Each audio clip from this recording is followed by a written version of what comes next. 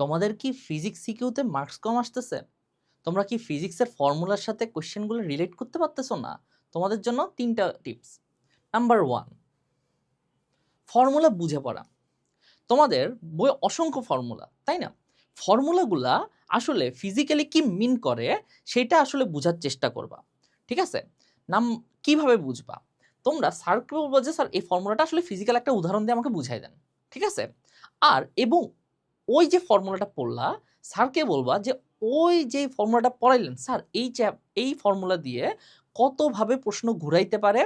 এই সব ধরনের কত কেইসে আসতে পারে এবং এই ফর্মুলার সাথে কোন কনসেপ্ট রিলেটেড সেই কনসেপ্টগুলো আমাকে পড়াই দেন।"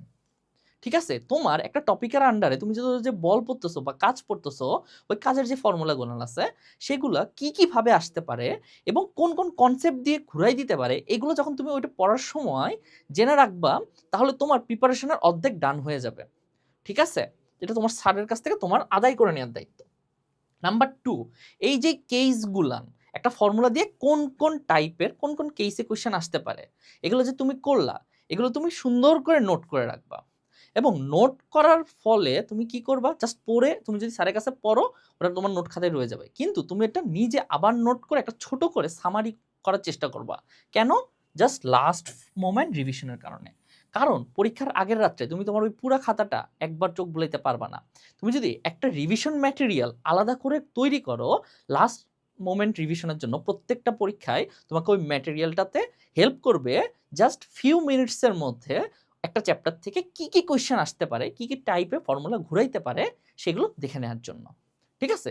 এবং লাস্ট নাম্বার 3, আমাদের স্টুডেন্টদের মধ্যে একটা ট্রেডিশন আছে জাস্ট টেস্ট পেপারে বোর্ড কোয়েশ্চেন সলভ করার। ভুল একটা ট্রেডিশন।